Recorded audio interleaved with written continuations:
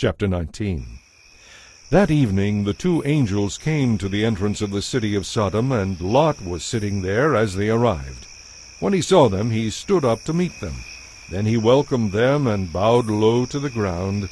"My lords," he said, "come to my home to wash your feet and be my guests for the night. You may then get up in the morning as early as you like and be on your way again." "Oh, no," they said. "We'll just spend the night out here in the city square." But Lot insisted, so at last they went home with him. He set a great feast before them, complete with fresh bread made without yeast. After the meal, as they were preparing to retire for the night, all the men of Sodom, young and old, came from all over the city and surrounded the house. They shouted to Lot, "Where are the men who came to spend the night with you? Bring them out so we can have sex with them." Lot stepped outside to talk to them, shutting the door behind him. "Please, my brothers," he begged, "don't do such a wicked thing.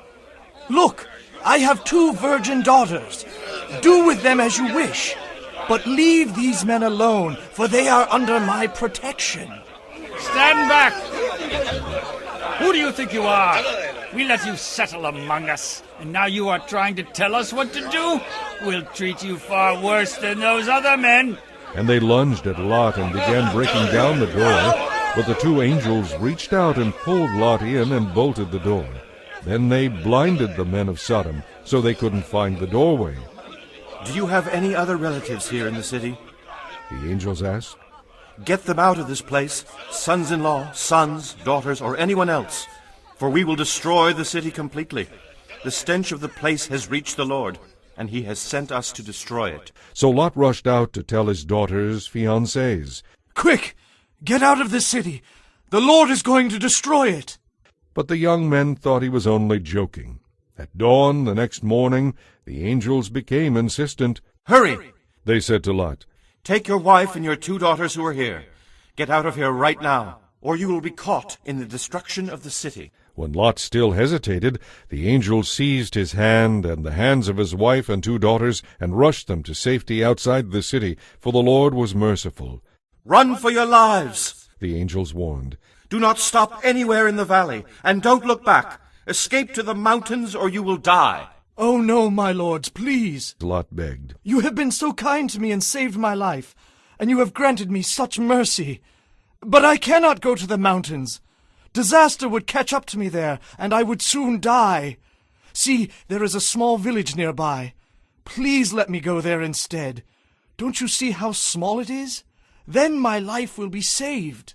"All right," the angel said. "I will grant your request. I will not destroy that little village. But hurry, for I can do nothing until you are there." From that time on, that village was known as Zoar. The sun was rising as Lot reached the village. Then the Lord rained down fire and burning sulfur from the heavens on Sodom and Gomorrah. He utterly destroyed them, along with the other cities and villages of the plain, eliminating all life, people, plants, and animals alike. But Lot's wife looked back as she was following along behind him, and she became a pillar of salt. The next morning Abraham was up early and hurried out to the place where he had stood in the Lord's presence. He looked out across the plain to Sodom and Gomorrah, and saw columns of smoke and fumes as from a furnace rising from the cities there. But God had listened to Abraham's request and kept Lot safe, removing him from the disaster that engulfed the cities on the plain. Afterward Lot left Zoar because he was afraid of the people there, and he went to live in a cave in the mountains with his 2 daughters. One day the older daughter said to her sister, "There isn't a man anywhere in this entire area for us to marry, and our father will soon be too old to have children. Come, let's get him drunk with wine, and then we will sleep with him. That way we will preserve our family line through our father." So that night they got him drunk, and the older daughter went in and slept with her father. He was unaware of her lying down or getting up again. The next morning the older daughter said to her younger sister, "I slept with our father last night. Let's get him drunk with wine again tonight, and you go in and sleep with him. That way our family line will be preserved." So that night they got him drunk again, and the younger daughter went in and slept with him.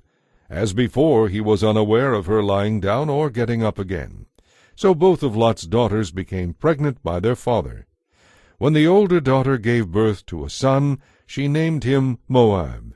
He became the ancestor of the nation now known as the Moabites. When the younger daughter gave birth to a son, she named him Ben-Ami. He became the ancestor of the nation now known as the Ammonites.